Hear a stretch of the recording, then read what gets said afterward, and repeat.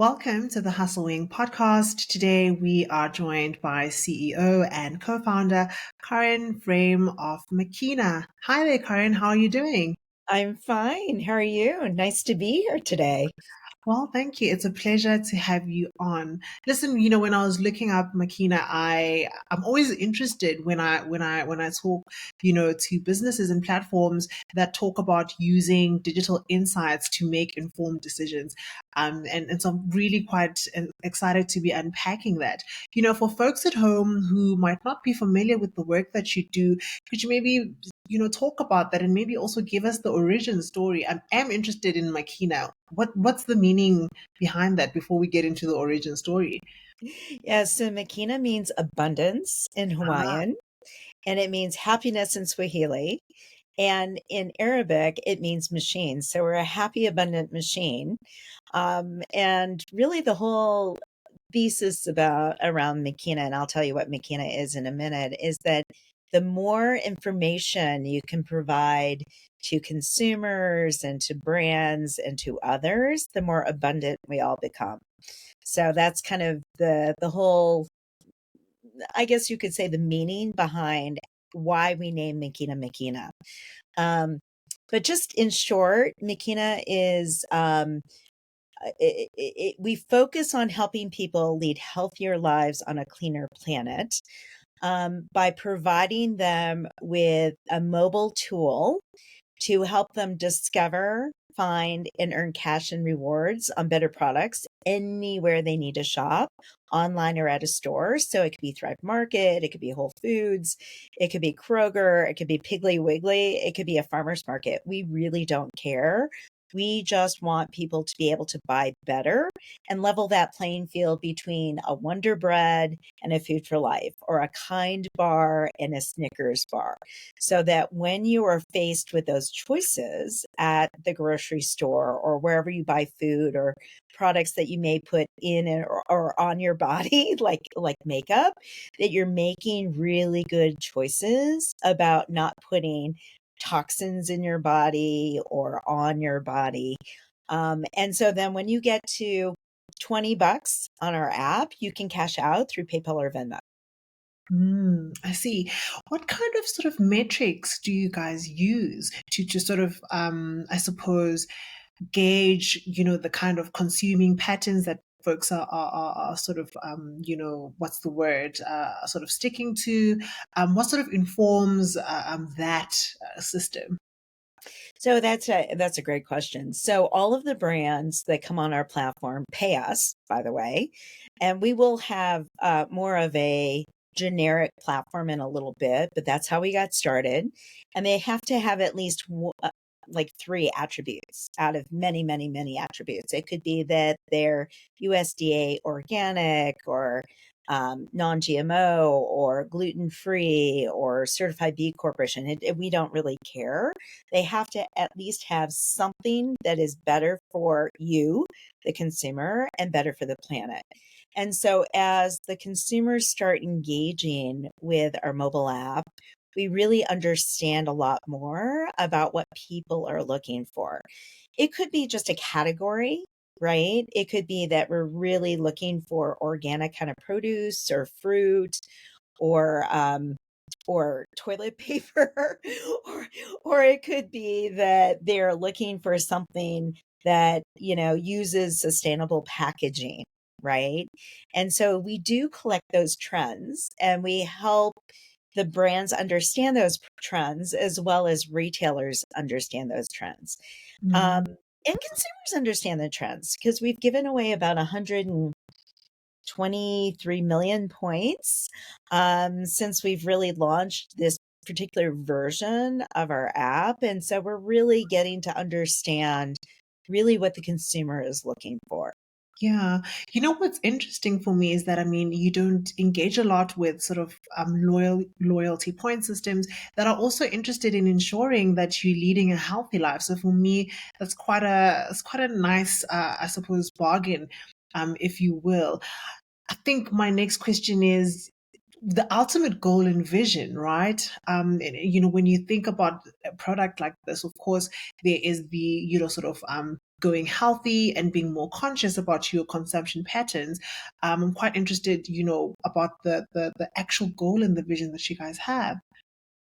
Yeah, so that is the vision. We really want to help people lead healthier lives on a cleaner planet. So we have this vision of this healthy and sustainable future for everyone. We're starting obviously in the United States and Canada, North America, expanding then probably into to Mexico. But we were part of this. We got a grant from the state of Colorado to go to the Mobile World Congress in Barcelona a few years ago. And we were part of the Colorado booth, like one of five companies. And we had over 30 countries come to meet with us about taking Makeena global into their country. And so, South Africa, England, Spain, Portugal, Germany. I mean, there's a lot to do before we get to that point. But we really think that Makina can be a tool to create this more conscientious consumer. Because the thesis behind all of this is that if you can get more consumers buying better, then and basically increase the demand for these better manufacturers, and you would then be decreasing the demand for manufacturers that aren't doing it right. And Mm. so basically those manufacturers' eyes will be opened wide, hopefully, and they will either go out and buy the companies that are doing better, or they'll just go out of business, right? Mm, mm. Yeah, definitely. And I mean, I think it sort of goes both ways. So the consumer is becoming more aware and more conscious. And sort of the brands are becoming more intentional about the products that are being produced. So I suppose it's also sort of striking that balance between the two, and sort of almost moving the needle towards a much more, I suppose, healthier and much more cleaner environment. I really like that. Want to change gears a little bit. I mean, you talk about, scaling and growing, and with quite a big vision there. We have an audience here at Hustle Wing that is mostly side hustlers and contract workers. What kind of projects or maybe even challenges that you guys have at the moment that you could see yourself sort of leveraging some of the contract work from some of our network? So we have lots of opportunities. We are looking for a new intern. We had an intern that was with us for about 2 years, and she helped us with content, both for LinkedIn and for Medium and for our blogs. So we do have opportunities there. I have nobody managing our social media right now. So threads, Insta, TikTok, totally open to having somebody come in and creating some really great content for that. And then last but not least, we produced a game show called What's in Your Cart? And we've produced like 6 episodes of it. And we have a lot. We want this to become a regular type of game show. And so we haven't even started to market it. So we definitely could use some help around that, getting that marketed, getting the word out about it, getting more influencers involved. Because what happens is a brand wants to basically talk about who they are and what they do. And we come up with these really great questions for 2 contestants who are influencers. And then it's really fun and wacky. We have a kind of a fun cadence. I have a co-host that co-hosts that show with me.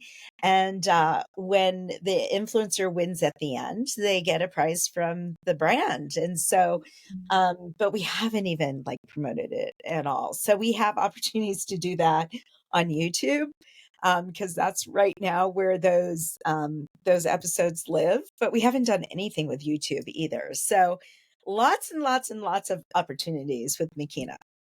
It sounds like it, and I hope folks definitely get in touch. Want to go back, to the platform and to the work that you guys are doing, because I mean, when you sort of start thinking about consumption patterns, especially, as the world changes, and there's quite a lot of new things that are emerging, and there's quite a lot of disruption in the space.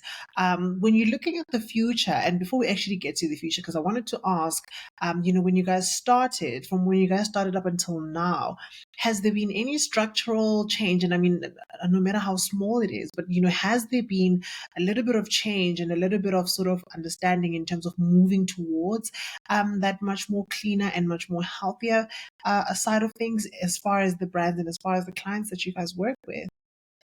Yeah, definitely. I mean, I think COVID basically pushed people into thinking about at least eating better, right? Because there were a lot of people that got super sick during COVID, and a lot of people that died, as you know.